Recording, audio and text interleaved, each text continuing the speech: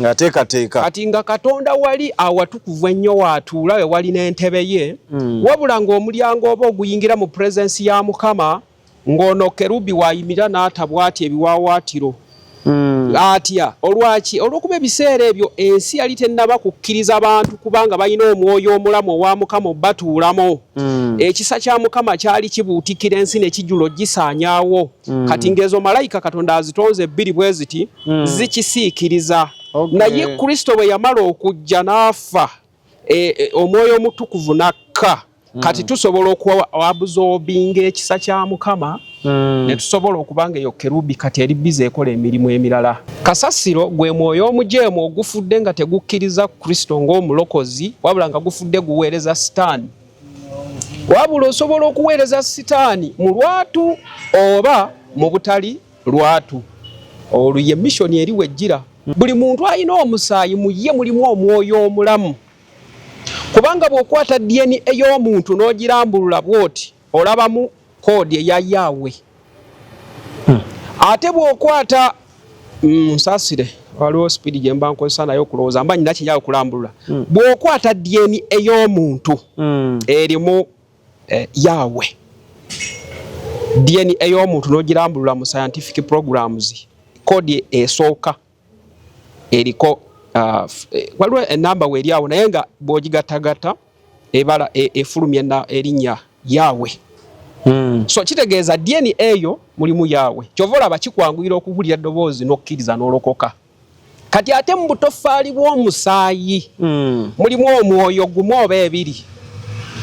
Mu butofaali obw'omusaayi obwo bolaba buli ogutambula mu veins zino ndaga ndi musajja musawo so byenjogerako obitegeera omusaayi ogutambula mu veins mulimu mwoyo ne mu musaayi mwali mulimu mwoyo kati olw'okuba DNA eziri mu mubiri ye Katonda olwedde mwali naye omwoyo okunyweza kiri kyoli mu DNA kyovola Sitaani ayagala musaayi gw'abantu ate omwoyo guno gwogamba nti omuntu alina omwoyo gwennyini plain mulimu Kristo. So oli muntu omu naye olimu ebi 3 in 1 yeyo Trinity wejjira. Kituufu abasajja Abaroma basooka ne bakimanya nti waliyo Trinity, basooka ne bamanya ebyama by'eggulu ne bamanya n'ebya Sitaani. Kati Sitaani ne bagamba kweno mission gye yasetinga ne bagamba mute ekya Kristo nze mulindeko okuta ebyama ebinkwatako. Eyo weapon 1 bakuumye bakooye onfuna bulungi balowooza ebyayo tebikola kati nga bo baatuula mu gye bayita secret chamber ebiri eyo mu the great 8 halls oba abo abafuzi ab'amaanyi ezo sections ze baazimba ze basirikiriza ebyama bino byonna Kristo yabimbuulira ne bwontemako omutwe nfa njogera nti ye yayogera. Export TV to the world.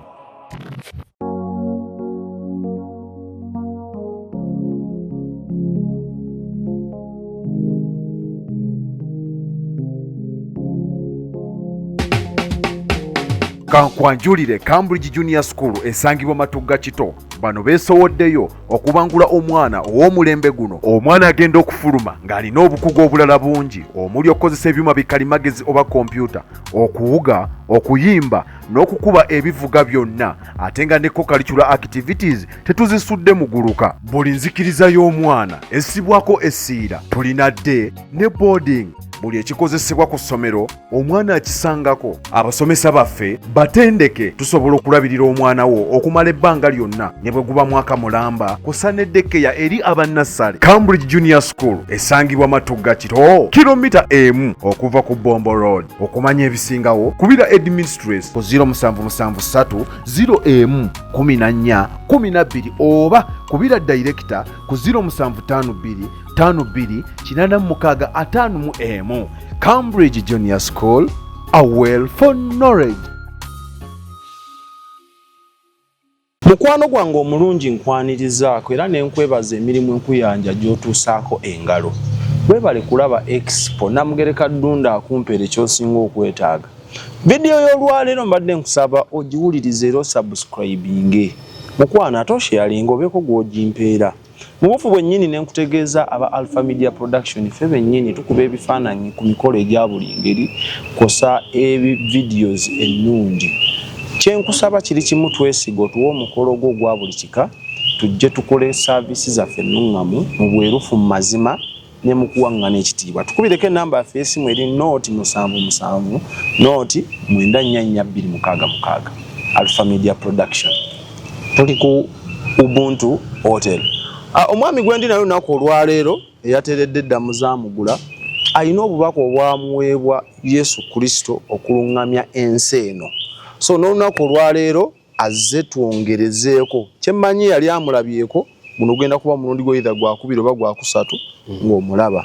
Kati gwatamulabangako osobola okuddayo n'oscrollinga bu video n'omulaba. Naye ate kigenda kujjako ssebo bbeetu lyakutweyanjulira. Yesu yeebazibwe. Mukama akuwa omukisa omwana Soda. Weewaawo. N'abampuliriza Mukama bawa omukisa. Weewaawo. N'abandaba. Era olwaleero mbaaniriza nnyo ku bigambo by'olwaleero. Kateeka wano. Omusajja atudde olwaleero wano ye muweereza wa Mukama Muwanguzi Jacob, omusajja eyali amanyiddwa nga Sekate.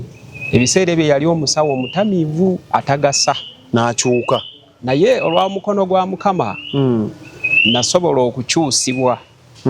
Era kati muze ndi musajja ate ndi mukozi mu ggwanga lino Uganda, ate nga mpeereza Katonda ono omulamu atuula mu ggulu naye ng'akolera mu ffe emirimu gye. Baba Katonda bangi ate n'abasajja ab'ebikula eby'enjawulo ebituufu n'ebitali bituufu bangi, neze ndi musajja ate ndi muzadde nina n'omukazi. Mpeerereza mu kkanisa bagiyita Hope and Life Church Entuusi. Kati olwaleero wenjogerera musumba wange era ategedde nti ntambudde, ne mukyala wange ategedde nti ntambudde, wabula ye musumba Pasco Sewanyana oba Saalongo olw'ekisa kya Katonda. Nate era mbalamusizaako bonna abeetoolodde mu ggwanga lino Uganda, n'abali emitala Maria, abali ebunaayira, n'abazungu kubanga bonna gye bali abamu mikwano gyange. Era ndamusizaako ennyo kwabo abali e South Africa n'abambuulizaako eyo Saudi Arabia eyo, mwebale nnyo okubanga mutulaba. Era ndamusiza ne ku basumba bonna abali mu ggwanga lino Uganda. Wabula nyongera okulamusa n'enkizo musumba wange Sewanyana olw'omulimu gwakoze, n'omusumba ayitibwa Bajendajje ow'Ekembogo gye ndi omutaka. Era n'omwana Soda ono naye mulamusiza nnyo era mwebaza okumpulirirangamu n'agondera eddoboozi lya Mukama. Ate era ne musumba Loni naye mulamusiza awamu n'abasumba bentera okukolagana nabo abammanyi n'abaali basuubira nti nagwa naye nga kati nayimirira. Mukama abawa omukisa. So mweteeketeeke tugende mu maaso. Bwe tuba twogera oluusi abantu bano abatulaba bagenda ne banyumirwa ebigambo byammwe ne bibakwatako n'ayagala akunoonyeeko oyongere okuttaanya oba oli awo essaakuganyiza kulambulula. Abantu bano osobola obayisizaawo ennamba y'essimu in case ng'oli yeetaaza okonsultinga ebisingawo n'akufuna. Mukama akuwa omukisa era weebale. Mu mannya mpitibwa Muwanguzi Jacob, omusajja omuweereza wa Mukama eyagaana okukolera sitaani n'obwakabaka bwe. Wabula mu kukwatagana ennamba gye ntambulirako eri 0703 88 53 19.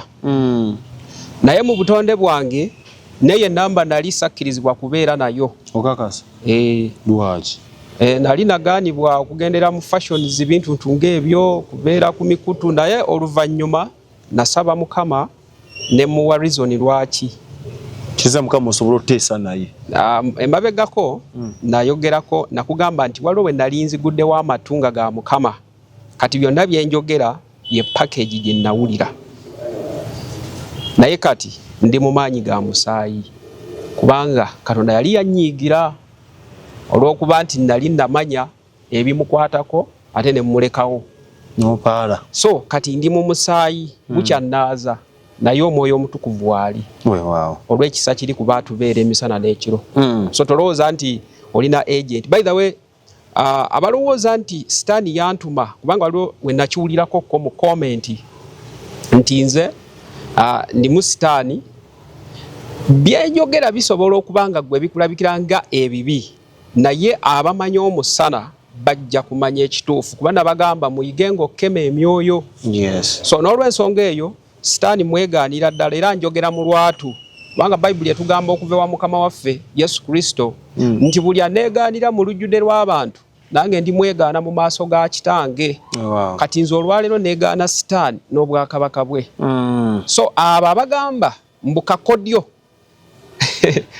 okimanyi nti oli asobola okulaba ng'oyogera nalowooza nti byeyogera kakodyo mbw'olina ky'obisse kati olwaleero ekiriwo bwe kabanga kakodyo kankusoosoterere tandikira ku pointi yaffe esookaawo. Mission, Satan's mission to make all people sinners. Kakati omuntu ali mu kakodyo tasobola kumanya mission n'agyogera. Kati olwaleero gwampuliriza weetegeke omanye wa woogwa oli mu mission ya sitaani oba oli mu mission ya Mukama Katonda. Etya olunaku bwe lwakyalumu sitaani ng'amaze okwegulumiriza mu ggulu ng'ate ye yali omu ku bakerubi abaali ab'omuwendo mu biseera ebyo. N'amala ye ne yeekutula ku omu ku abo bakerubi, ye n'afuuka kerubi eyeegulumiza.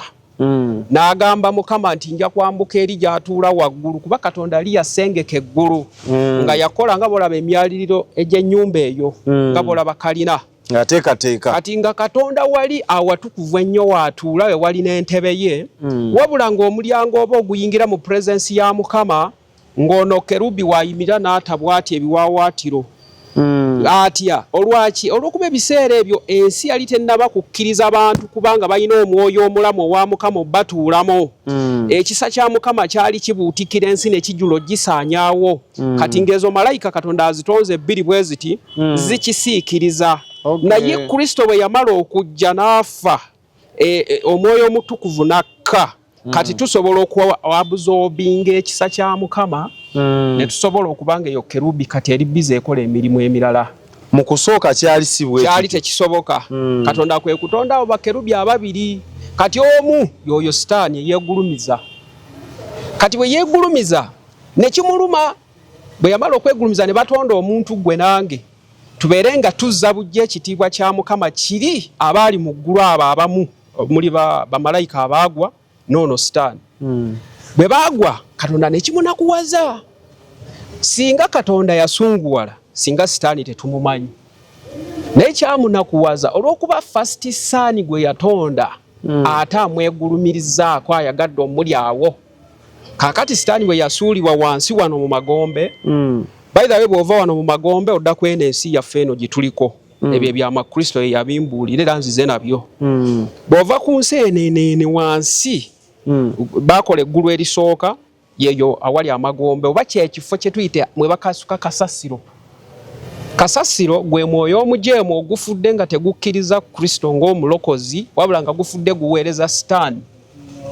Wabula osobola okuweereza sitaani mu lwatu oba mu butali lwatu. Olwo ye mission eri wejjira. Kati yakikola atya? Bwe yava mu ggulu yagamba ngenda kwesasuza Katonda. Yavaayo awera. Era ne gye buli kati sitaani akyawera. Tukola Bayibuli egamba nti alinga empologoma atambula amagamaga anoonya gwanaalya. Era ye mission ye tennaba kufa. Akyali ku mission. Era ye ekigendererwa kye kyakusuula gwe nange omuntu alina omusaayi. Buli muntu alina omusaayi mu ye mulimu omwoyo omulamu. Kubanga bw'okwata DNA ey'omuntu n'ogirambulula bw'oti olabamu koodi eya Yahweh. Ate bw'okwata nsasire waliwo speed gye mba nkozesa nayo okulowooza mba nyina kinyawo okulambulula. Bw'okwata DNA ey'omuntu erimu Yahweh. DNA ey'omuntu n'ogirambulula mu scientific programs koodi esooka eriko waliwo enamba weeri awo naye nga bw'ogigatagata ebala efulumya erinnya Yahweh. So kitegeeza DNA eyo mulimu Yahweh. Kyova olaba kikwanguyira okuwulira eddoboozi n'okkiriza n'olokoka. kati ate mu butofaali bw'omusaayi mulimu omwoyo gumu oba ebiri. Mu butofaali obw'omusaayi obwo bolaba buli ogutambula mu veins zino ndaga ndi musajja musawo so byenjogerako obitegeera. Omusaayi ogutambula mu veins mulimu mwoyo ne mu musaayi mwali mulimu mwoyo kati olw'okuba DNA eziri mu mubiri ye Katonda olwedde mwali naye omwoyo okunyweza kiri kyoli mu DNA kyovola Sitaani ayagala musaayi gw'abantu kiri kirala ate omwoyo guno gwogamba nti omuntu alina omwoyo gwe nnyini plain mulimu Kristo so oli muntu omu naye oli mwebi 3 in 1 yeyo Trinity wejjira. Kituufu abasajja Abaroma basooka ne bakimanya nti waliyo Trinity, basooka ne bamanya ebyama by'eggulu ne bamanya n'ebya Sitaani. Kati Sitaani ne bagamba kweno mission gye yasetinga ne bagamba mute ekya Kristo nze mulindeko okuta ebyama ebinkwatako. Weebuuze lwaki wamma bakikola bwe batyo. Nati nange simanyi. Kubanga Sitaani musajja mugezi era mu lubereberye wali bw'otunulamu Ezekiel 28 ne Isaaya 24 ekulaga ku musajja eyali omugezigezi aweereddwa obugagga aweereddwa komandi first kerubi son of the dawn omwana w'okunca omwana w'obuwungeera. Yesu ye mwana w'okunca omwana w'obuwungeera yali aweereddwa komandi nga kerubi of the first order.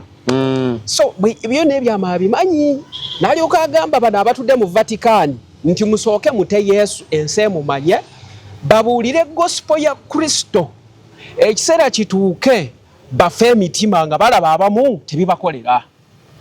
Kati awo nange mwaka kaseera bwe naalabanga bali desperate batandise okuluzinga interest in the gospel of Jesus Christ awo nange ntandika okuvaayo. Ebyo na Kristo abinjigiza mu 2:13-14 nze ne byakola ki nga kusaaga so kubalata wabula ekyewunyisa ekindetedde okuvaayo kubanga bize bibaawo nga kino nga ate yakyogera so kyekiruwa. Mission 1 yali yakusooka kukkiriza gospel ebeewo wabula mu gospel bateekemu binabbi by'obulimba ebikere embizi ente abachwezi emijiini nga gibeera mu kkanisa n'emisota abeekweka mu so kyekiri kyeyagamba nti mwe muli ndiga naye muli muki mu misege kitegedde.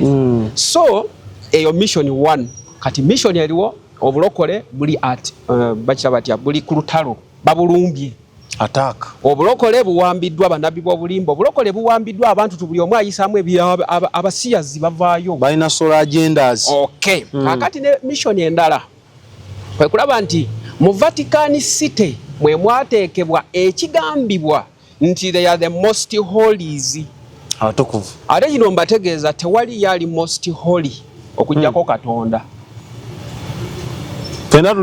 Fenna tuli kimu wabula for us we are believers and followers we are sanctified by the blood of Jesus. Leteri ya ina right egamba His holiness is the most holy. Ate Katonda yabeere ki kitegeeza ono akikola abeera akoze kiri ekya Lucifer kye yagamba mbu naalinnya nembanga Katonda abayegulumiza webali Mukama akuwa omukisa. So mission 2 ey'okweyita kyotali kyovula bofuna ne bannabbi b'obulimba. Mission 3 bwe baamala okulaba nti gospel abantu bajagadde balaba emizimu bagigoba ne batandika okuteekawo amateeka. So etteeka ligenda kujja ng'anagana agaliwo naye ng'ekyo kigenda kufubutukira mu New World Order. New World Order ye system ey'okufuga ensi naye ng'omwoyo ogugifuga guva mu magombe nga ye Sitaani.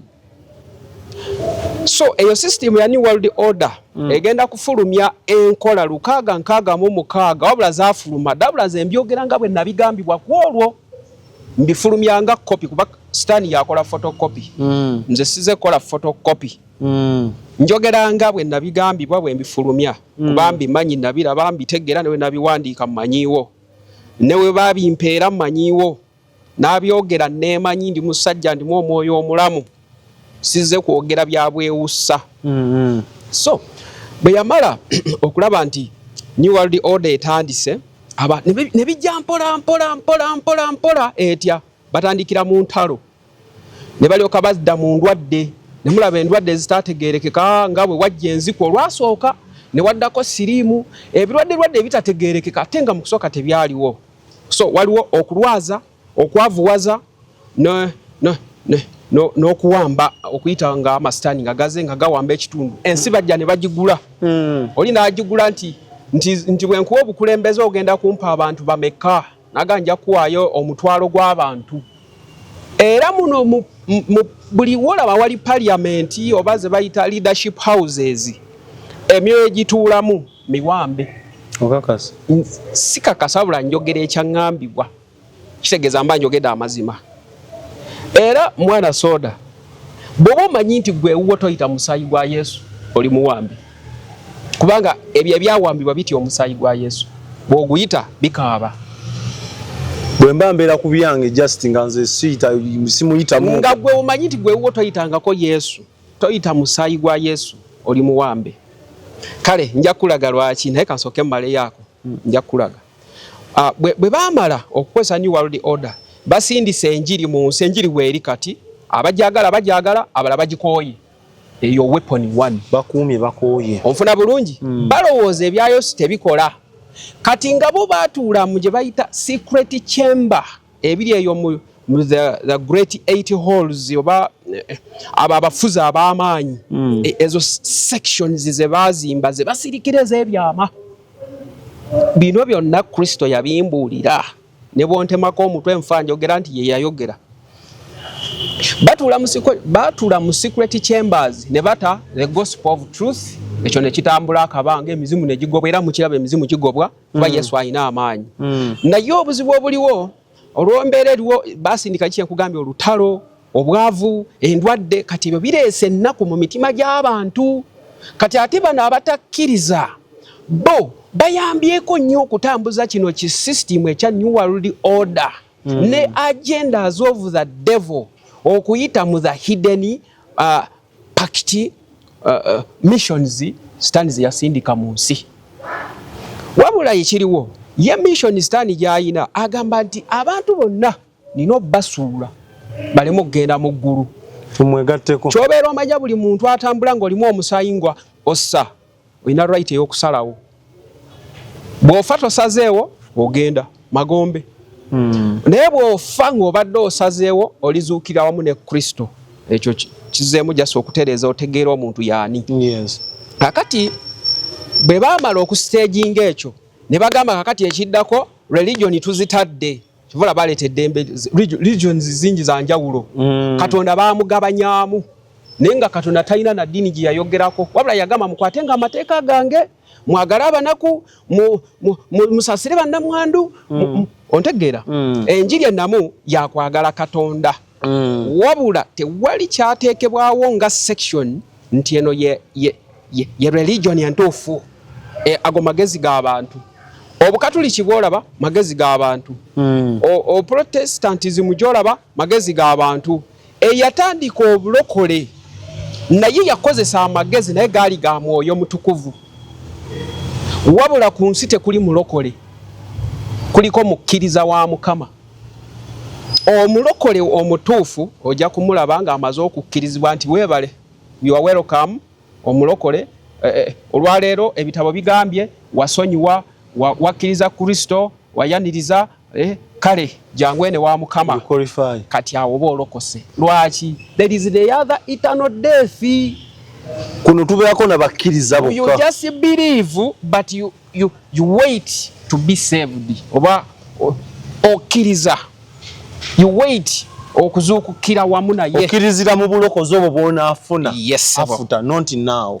Bwe kiba bwe kiri baali badde baateekako ekigamba nti buli anaatambulanga ng'okkiriza Kristo weyite ng'omulokole. Baali badde baakyogera mu Bayibuli. Naye ono gwe njogera naye mwoyo w'amagezi n'okumanya n'okutegeera. Tegeera ki Kristo kyali, just is our salvation. Okitegedde, that's why he's called the Savior. So kati Sitaani ebyo byonna ebyama abimanyi. Ekirala Sitaani n'ateekawo enkola ey'okututeekangamu bambega kubanga ye watudde tatambula wabula omwoyo gwe guseetuka ne gukola ki Sitaani tava mu kifo Sitaani ye mu kikula kye n'obwamalayika bwe ne foomu gy'alimu musibe wabula ayina omwoyo ogutambula omwoyo gujjira mu bifaananyi byanjawulo asobola okujjira mu kidragoni kwoyo prayer warrior ne bano abasaba ebino ebya bulijjo tekisituka wabula akusindikira dayimoni nejja nekusinaakingako ky'olina so enkole ndala nkyakusogolera mission eyo n'ebirala mbikonyeeko lwakuba twabiwandiise kati mission endala n'ateekawo new world order agenda kuteekawo homosexual law agenda kuteekawo prostitutional law agenda kuteekawo interreligious law ateeke kubanga mu interreligious osobola okuleetamu owa satanism as a religion awo abakikubye abamuyisizaawo mu bapasita tulinamu ba gay pastors obadde tokimanyi kitegeere kati olw'okuba nti odidde pasita n'omufuula pasita ate nga gay pasita oba oleesa entebe ya Sitaani mu kkanisa so yensonga lwaki bateekawo interreligious waali webali naawe era ng'akwata Bayibuli era abuulira balina embuulira yaabwe n'abaddamu bali era ndiganga waliwo ne bapasita ababa Mormon the Mormonite pastors abo ababuulira enjiri eya ssente yeno gy'owulira ebiseera ebisinga kati weeri abamemoni nabawulirako nenga simanyi kivaawo kati mamoni it is something like for monetary money. It comes from money. Naye ng'omwoyo gwa ssente omululu kweyagaliza kati ye enjiri gy'owulira nti kwata osigayo eki enjiri erimu okusiga bakulembeza nnyo okuwaayo kasente buli wamu nga mulimu akasente nfu sinza asala omusango naye nkulaze nti waliwo awali naye nga si kyekyo so the gay pastors we bali balina okulokoka abanjiri eyo simanyi kitoole ofune omukisa balina okulokoka bagatta n'abasiyazi anti yebyo otegedde omusajja ku musajja so ezo nazo mission zitya kati interreligious nayo ekubwe naye nga weeri mugiwulira interreligious council naffe muno mweri naye eyo council teyawukana ne priesthood council eyasalira Yesu omusango era namwe mulinako omukiise ontegedde abalokole wabula nze sinza yamulonda wabula nze nkusoggolera ekiriwo otegeere wawo so igwe osobola ovaayo n'okikuba yes fuddeeyo naye kimanye ne mu biseera bya Yesu waliwo the high priests abasukkulumu nga balina akakokasi kaabwe bakabona bwebo bu council of the religious people banaddiini kati kyekiri ne bakireeta mu section eno gy'owulira interreligious council baliflectinga kiri eri ekyaliwo ku mulembe gwa Yesu so nakugambye mission ya Sitaani kujjangamu photocopy mu buli ekiri nga kivudde mu ggulu kyefaananiriza ekirungi naye nga mission ze kiri emabega obadde okimanyi buli katonda kyeyasindika ku nsi Sitaani ekimu yakibulookinga omuli mu kusinaakinga destiny naye kyobeera omanyi amaanyi agatubeezaawo mu nsi katonda yagawandika kweri DNA egyenkulaze eri mu muntu kati mwe mwava obusobozi n'ogamba naye oyo yakikoze ati amagezi agajjeewo agakola ennyonyi ebuuka so mu design y'ensi katonda yali tayagala muntu atambulire mu mmotoka nga yeewalula walulabyeko malayika eyeewalula so yali ayagala tukole ebidduka nga bibuuka for easement of work naye emotoka otuula naye ekyewalula musota emotoka eyimiriza emipiira ena emipiira gwakula ng'enkata y'essettimba timba kitegeeza it is the beast order of the number enkola ez'okuwamba emyoyo emotoka bagikola ng'enyirira no ne bagiwa amaloboozi ne bagiwa ne logo kati logo tukyali mu nkola the other 466 ways zenagambye 666 ways 660 ways emmotoka zina logos waliwo eno enebeera Audi ebeerako busaako busatu nga bwegasse naye mbadde nsaba weetegereze enebeera mukaaga ne mukaaga endala ejjira wano ng'okoze opposite bwoti so this is equals to lukaaga kaaga umukaaga Audi this is a beast vehicle.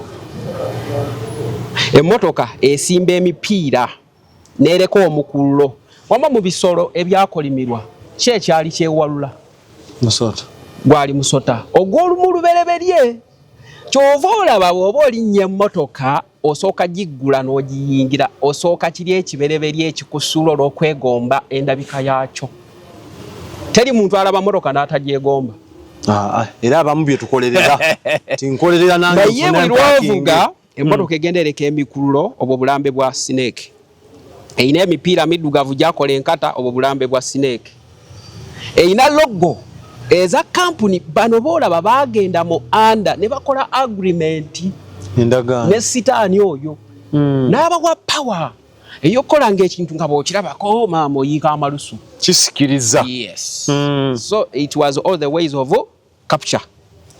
Then ekirala pikipiki eyimiriza emipiira ebiri naye nayo yankata eyina amayembe abiri.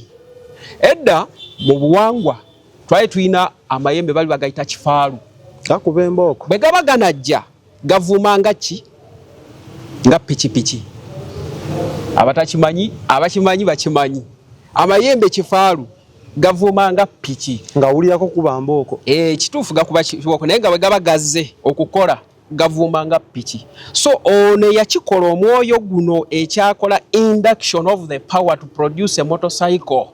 It was an agreement between a human and an evil spirit from the underworld. Nebalyoka bakola amayembe era kyova olaba otambula ovuma kati nze mu biseera biri mu buwambe bwe nakubuulira nawuliranga ennyonyi ng'ewuuma ennyonyi ebeera diamond gye bayita kizungirizi wano mu buwangwa bagimanyi ogwo muzimu ennyonyi. Kati emmotoka nkugambye context gyerimu amayembe section ya kifaalu. So byonna byonna bye mulaba sections ez'okuwamba zikozeseddwa za njawulo then ne balyoka baleeta ekigenda okusibira abantu mu busibe ye lupapula lwa ssente oba ze ssente. Kyovola kati olinamu the Mammonite spirit olinamu omwoyo gwagala ennyo ssente eri atazaagala zikyusiza buli kimu weebale. Kati ekirala ne balyoka bagenda kuleeta one leader of a sect naye nga bagenda kuteekawo eddiini egi fena nga gye tukola ki gye tugoberera either by agreement oba without agreement. Kitegedde egenda kuba eddiini egi bwe bamala baleete ekitabo eki nga fena tugwa under that one. You are supposed to read that one bakiyita a religious book. Kigatta kitya sectors zino ez'enjawulo kasita tuli aba nze Kristo bwe yangamba bino ebigambo mwali homosexual law biki prostitutional law nange ndatunula nenga kakati bino biki byengenda okwogera kumbe byabaawo era lumu yambuza mu kirooto ssebo kakati byebyo wali oyagala okusuulawo bye ndakuwa bwe nali kuwa obujulizi wa nakugamba nti Kristo yajja n'angamba tokigeza kubanga okyalina omulimu gwange naye singa teyayogera ayi singa byensi eyuguuma oba amaanyi ge nali nfunye. So olw'ekisa kya Mukama ebyo byonna yali abiŋŋambye naye leero bitegeere ampuliriza weetegeke wagenda kubeerawo interreligious council law nga forwarding ekya religion one system.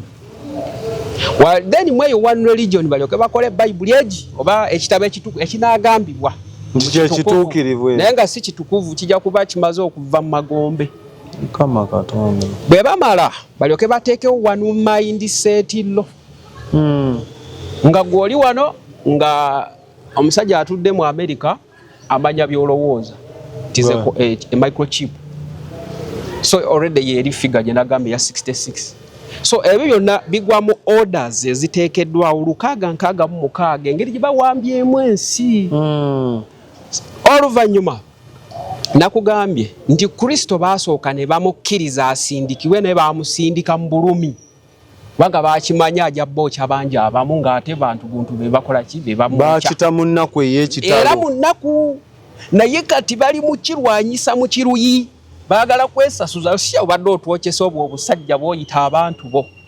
Era mu magombe omuntu atambula bamuyita bw'abanga mulokole bamuyita omuntu w'omusajja oli tebamentioninga na linnya lye. Ate wa sitaani tebayogera mu bigambo bya lusuutirizo tajja kugamba nti owakabi biki man of God ayogera akuza wansi kati asobola okugamba kali akali wali akwogera ku muntu oli ontegedde akunafuya sitaani akolera nnyo mu bunafu era soda oba omanyi nti olina obunafu olwaliro va wano tukusabire bugende obunafu butya okwegomba abakazi emisono egimu emisono gyolaba mu nsi naye nga tuli bangi ku ebyo ofuna bulungi bw'oba otunulidde omuntu tokiremezaako naye bw'okiremezaako oba weegombe mulaba ojjeyo alabika tobifanako naye bw'omutunula n'olemezaako ekibi kikwamba otandika ofumiitiriza ate bw'ofumiitiriza eri omaze owandiikayo mu anda omwoyo gutyunize ne sitaani bape yalinze lwaki it is a magnetic system either a negative force or a positive force ku mukono gwo ogwa kkono kuliko malayika ow'ekizikiza ya providing a negative charge n'amagombe akuliko ne bwemba mutukuvu akuba nti kati twogera ku Kristo kati bisembeddeyo naye wooli awo abeera bw'ati akunulaga akolaki tokikola akolaki tokikola okitegedde kati ate ku guno omukono kuliko malayika ow'ekitangaala babeera mu kontana ng'onanzijukiza ansikantebakontana wabula babeera bateesa kuba giri myoyo tegiriko kontana wabula kuteesa naye nga bateesa kuggwe naawe atya bagamba wuliriza towuliriza onfuna bulungi malayika eri ekugamba okole ekirungi eno ey'ekizikiza ey'omukono ogwa kkono ekugamba kola ekibi ekiri opposite kubanga bweremwa ggwe okusuula eri bagibonereza kana akasajja akatudde wano ku lutebetebe olujingirire kaddayo ne kamucunya tokoze buvunaanyizibwa bwo ate mu ggulu yo malayika esigala ekuba bukubi communication leero akoze mukama waffe agulumizibwe kyobalaba omuntu alina katonda abeera mukakamu omwoyo w'eggulu mukakamu lumu nakulagako ko ku engeri endalokokamu Yesu musajja wagonjebwa era simbanyi engeri gyali ayogeramu beri eggonjebwa nsolo lituukako era bayibuli etugamba nti omusajja Musa ye musajja eyali hambo akyasinze mu nsi yonna teriyo omuntu alinga ye okakasa naye twali tukyali ku nkola ziri ze bataddewo enkola tuzimaze nagambye wonna awuliranga ekibuuzo nga kize sooka okitereke sooke tumalirize so kati oluvannyuma lw'eyo mission sitaani alinayo abakozi be ba mirundi eja ebiri oli mu nsi otambula naye osobola okubayiwa an evil servant nowingire nga nkimanyi nti ono gwenkolera nowingi ye servant akeera ku makya n'agamba sitaani mulabye wa black sitaani mulabye muwanvu sitaani mpa amaanyi n'agembeerenga bwe nti sitaani n'atandika omuwa ebiragiro ono servant n'atandika obigondera oyo abeera voluntary servant bebo bawuli aba agenti bebo bawuli aba president abakambwe ogolaba muntu kuba na kiruyi kumbe yayina kye yakkiriza ate kibakola nga talina nagwe yebuuziza nako olaba muntu kufuuka malaaya nga ye okuyayana kwe yagala obwa malaaya olaba muntu kujja n'abaferafera n'ababba ssente nga ye mubbi direct talinaamu nambala etya kati bano bemuli aba agent nga bwakeera ku makyala is a recruiting agent for the satanic world oyo abeera voluntary servant of the devil kakati abatali mu eyo section abasigadde nga nange nalimuko mpaka lwe nalokoka mubeera involuntary servants of the devil ba involuntary servants of the devil ate jjukira muba mutambuza kiri ki mission kye ekiri mu nsi kyali mu kutambuza ba involuntary servants ye muntu atunuulira omusono n'atandika oguyayanira wabula nga tamanyi na musono gye gwava ye muntu atunuulira omukazi kyokka nga amumanyi mukazi mufumbo ate n'atandika omuteekako ebirowoozo n'amala ne yeesitula ne yeemazisa ontegedde njagala okategere bulungi ka section yako involuntary ye muntu akola ekintu naye nga tamanyi gye kiggwera atamanyi na force ekiri emabega yes naye voluntary ye muntu akolera sitaani ng'amanyi kyakola kagenderere ng'akola akigenderere. Yes, akimanyi. Okitegedde? Then waliwo abawambibwa obuwambibwa abo bali ba nani aweya bakuba nti waliwo ttamu gye mbadde yalokozesa naye tugende mwoyo ajja katuusa. Waliwo bano abajja nga azaaliddwa taata yali musamize omwana wa myaka 5 n'amuyitira emizimu ne gimutuulamu n'akigwamu nga takyeyagalidde. Oyo aba anaaweya. Okitegedde? Era n'akula ng'awambiddwa teyakikkiriza ate teyakikola nga tamanyi. So be bantu abasatu abali mu nsi. So kati omwana soda gwogwawa. Wenenye. Kakati tukirire. Mbadde njagala kusomerako kano ka section ka gundi ka Yeremiya. No. Twali tuli ku nsonga z'okusogola abalungi n'ababi. Tuli ku Zaburi 37 kano we kagwa. Zaburi 37 kutandikirawo? Zaburi 37 kutandikirawo kankasome. Teweeraliikiriranga lwabo abakola obubi. So tokwatibwanga bujja kwabo abakola ebitali bya butuukirivu. Kiba kitegeeza sitaani abawadde obuyinza babikole naye gwe okitegedde tokikola. Kubanga tuli kakubiri akanyiriri. Zaburi 37 akanyiriri kakubiri. Kubanga balisalwa mangu ng'essubi bali abakola obubi. Era buli amanyi oli mu sitaani weegendereze ogenda kusalwa ng'essubi. Baliwotoka ng'omuddo ogumera. Weesigenga Mukama okolenga obulungi. Beeranga mu nsi ogobererenga obwesigwa. Oyo yoona asazewo okuweereza Mukama. Tukulukuto ojja kutegeera amafuta lwaki gatambudde bwe gatyo. Era sanyukiranga Mukama naye anaakuwanga omutima gwo bye gusaba. Olugendo lwo oluyiringisizenga ku Mukama. Era weesigenga oyo naye anaakituukirizanga. Igwe yeesiga Mukama toddamu okukangibwa sitaani n'olowooza nti akusinga amaanyi. Olugendo lwo luyiringisizenga ku Mukama era weesigenga oyo naye anaakituukirizanga. Kumbadde nkazeemu ku babali the servants bakwambali sinabatuukako naye kindeetedde okusoma kano sobola obbatuukako. Era anaayolesanga obutuukirivu bwo ng'omusana n'omusango gwo ng'ettuntu. Kitegeeza olw'okuba obadde okola bulungi ojja kukkirizanga bakusalira omusango anti ojja kugamba Mukama nsonyiwa ate neenenya ebibi byange. Ne bw'onoofa nga togize tobyenenyezza wano kw'omukaaga kajja kuba kakuba. Sirika eri Mukama omulindirirenga. Okugumiikiriza teweeraliikiriranga lw'oyo alaba ebirungi mu kkubo lye. Olw'omuntu atuukiriza enkwe ez'obubi. Ababi bwe bakola bye bakola tobateekako birowoozo tobakwatibwa naki na mpiiga kubanga olwedde gumaze obbasalibwa omusango. Lekanga obusungu ovenga mu kiruyi. Teweeraliikiriranga okwagala obwagazi okuleeta obubi. So tokirowoozangako soodada okwonoona kubanga oyagala okuba ng'otuukirira mu maaso ga Mukama. Kubanga abakola obubi balizikirizibwa. Okategedde? Naye abalindirira Mukama abo be balisikira ensi. Kati abajeema ne musalawo okugoberera sitaani n'obwakabaka bwe. Wuliriza ekigambo kyo. Kubanga abakola obubi balizikirizibwa naye abalindirira Mukama abo be balisikira ensi. Kubanga walibaawo akaseera katono n'omubi talibeerawo. Weewaawo ekifo kye oli kitunuulira ddala naye talibeerawo. Naye abawombeefu balisikira ensi era banaasanyukiranga emirembe emingi.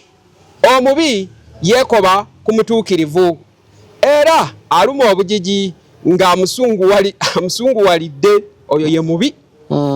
Mukama alimusekerera kubanga alaba ng'olunaku lwe lujja. So muganda we buli aganya okujeemulukuka n'okwenenya olunaku lwo lujja. Ababi basobodde ekitala.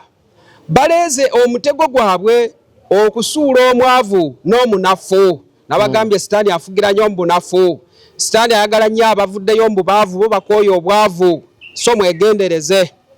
tuli ka 14 Zabuli 37 nti kankademu nti ababi basowodde ekitala ababi ye Sitaani n'abo abamugoberera baleeze omutego gwabwe okusuula omwavu n'omunafu.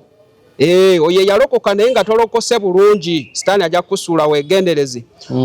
Okutta abo abatambulira mu kkubo n'amazima. Sitaani yeesowoddeyo okunyaga abagamba nti balokose naye ng'ate tebanywezezza Kristo. Ake 15 kkiriza amafuta gakulukute. Ekitala kyabwe kifumita omutima gwabwe bo n'emitego gyabwe girimenyeka. Ebitono omutuukirivu byalina bisinga obugagga obw'ababi abangi. Kubanga emikono gy'ababi girimenyeka naye Mukama anyweza abatuukirivu. Mukama amanyi ennaku zaabo abatuukiridde n'obusika bwabwe bunaabeeranga bwa mirembe gyonna. Tebaakwatibwenga nsonyi mu biro ebyakabi ne mu nnaku ez'enjala banakkutanga. Naye ababi balibula n'abalabe ba Mukama baliba ng'ekisiiga amasavu mu birundirwa. Balibulira ddala mu mukka. Omubi yeewola n'atasasula nate. Naye omutuukirivu akola ebyekisa agaba. Kubanga abaaweebwa omukisa gwe balisikira ensi n'abo abaakolimirwa ye balizikirizibwa. Olugendo lw'omuntu lunywezebwa Mukama era asanyukira ekkubo lye newankubadde ng'agwa talisuulibwa ddala wansi kubanga Mukama amunyweza n'omukono gwe. Nali muto kaakano nkaddiye naye sirabanga mutuukirivu ng'alekeddwa newankubadde ezzadde lye nga basaba emmere. Obudde okuziba akola ebyekisa n'awola n'ezzadde lye liweebwa omukisa. Ovenga mu bubi okolenga obulungi obeerengawo emirembe n'emirembe. Mbadde nsaba mmalire 28. Mukama ayagala ensonga era taleka batukuvu be bakuumibwa emirembe gyonna naye ezzadde ly'omubi lirizikirizibwa. Tubadde tuli ku mubi wabulako omutuukirivu wano ke tugenda okukomako kubanga gwe tubadde tusogoddeko wano. So bw'obanga obadde voluntary mu nsi ey'ekizikiza oli mu section yes oli involuntary oba voluntary oba unaware sina.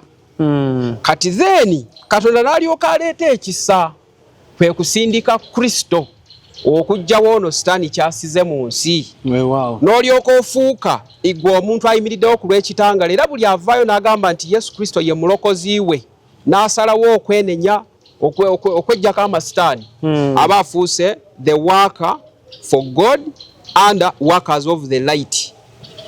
Okitegedde oba bw'ovaayo bwe weegaana Sitaani ofuuka heavenly servant.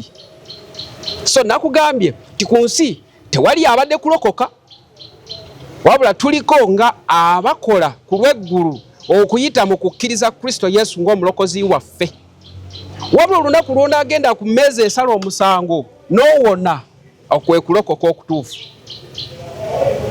Njagala oddemu okyetegereze tuli babiri. So kali ka section ke nkugambye nti abatukuvu Katonda abakola ki keekana akaaba n'abaki workers of the light.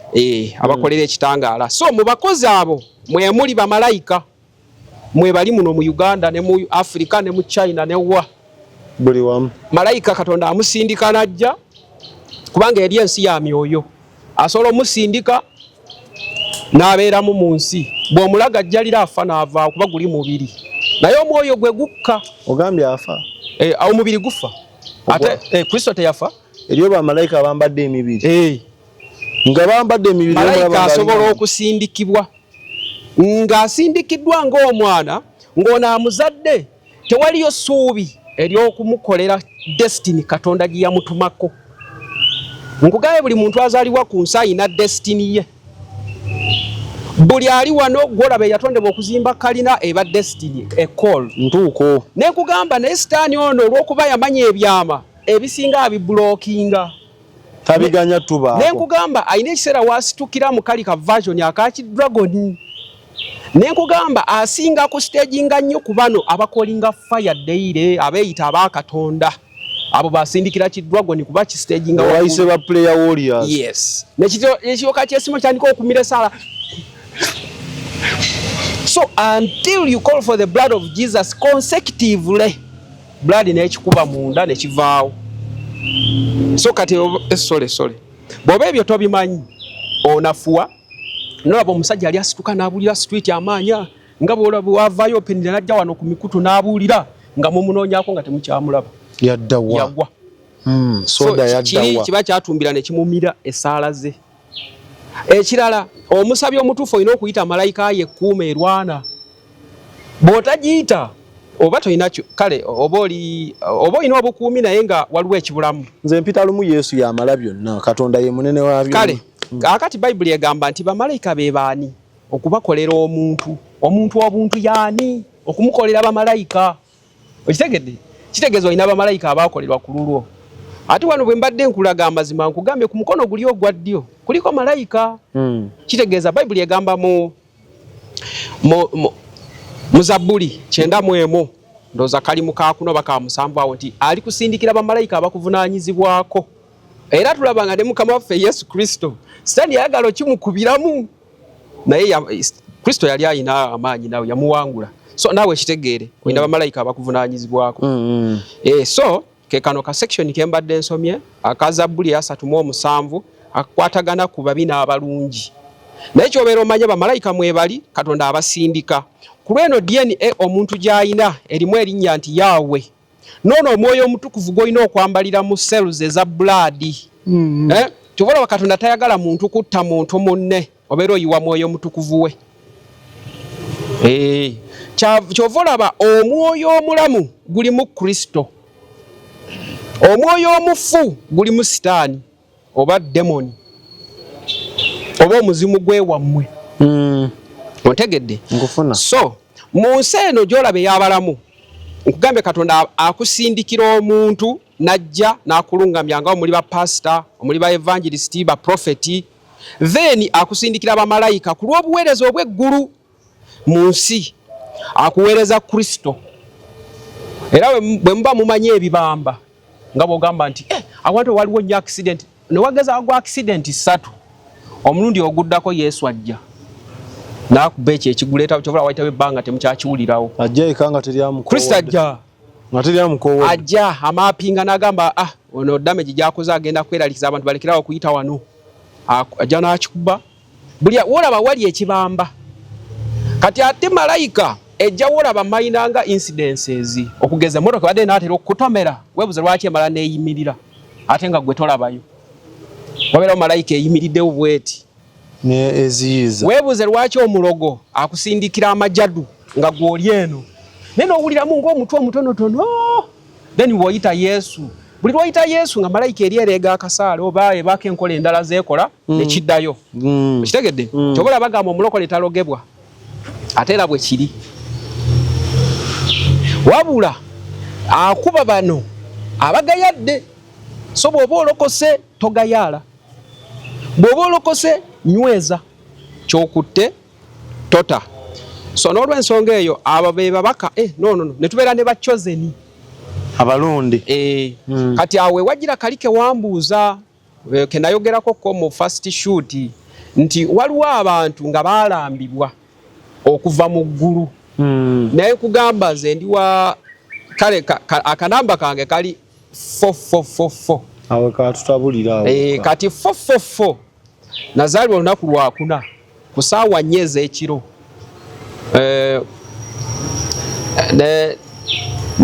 Nebanga ennaku z'omwezi ali 24 ng'enkya Christmas. Oba okitegedde? Kati ate nembanga ninako ey'emabega force eri 3. So abamanyi ekiyita triangulation oba coding bakimanyi. Mane byogera kati awo tobimanyi. Kale siriko simanyi bamwe kwemuli. Kati bachozeni Sitaani yakiwamba n'abayita bachozeni naye babeera abantu abaatumwa nga Katonda yakiteekamu mu buzaale bwabwe nga balina destiny ey'okuyamba eggulu okukola emirimu gyalyo ku nsi. So tetubitegeera nkugira kati omuntu amanyi nti ozaalibwa ku nnaku ez'ekyewuunyo oli mulonde, okugeza nga wazaalibwa nga olwo olunaku enju ekutta omuliro kyokka n'ozaalibwa nga enju eyidde gwe n'otajjiiramu, n'ozaalibwa ku nnaku nga za even numbers, kale ne bwe ziba nga za odd numbers naye nga zikwatagana nga gwe buli ekikuliko numbers zikwatagana. naye tuno so nooyogedde nze ndi wa odd nazaalibwa 3rd 23rd ate endala ababulayo emu ate endala ze mbimanyi birthday manyi kimu nti nazaalibwa nga mu gwezi ogwokusatu ennaku z'omwezi 23 kyemmanyi ate olunaku wabula lo saalubuuza n'essaawa saazibu kati awo ojja kuddayo kyetegereza ekyo, naye nga kyobera omanya abantu abo benkugambye abali chosen nabo bali under the servants of God, baweereza ba Mukama, omuli abasajja abagezi ennyo, omuli abasajja kati nga bolaba Dawudi, nga bolaba abantu ab'ebyewuunyo nga Yesu.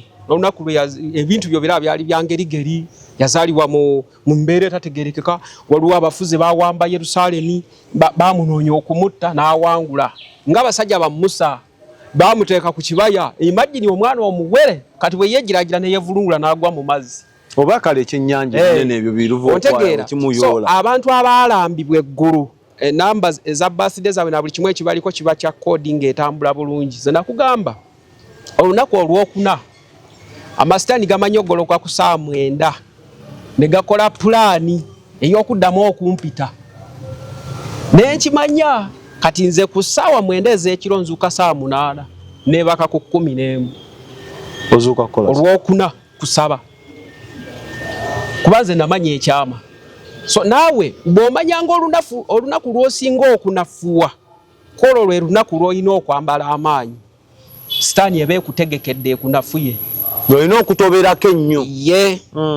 So abantu aba bemuyita ba chosen mbiraba yo ku TikTok omusimanyi chosen ebyo ebintu sitaani yakiretawo kiri bano ba star readers bakiteekamu omusimanyi ba chosen abo ekyo kiwambe balina okuba bano abayite Katonda byasindika mu nsi beobosanga abagezi. Kati gwe tunulira Dawudi yakuba Goliath wa fuuti 13 nga Goliath wa fuuti 6 n'obutundu nga 4, mwana muto nakuba essajja liti ofuna bulungi.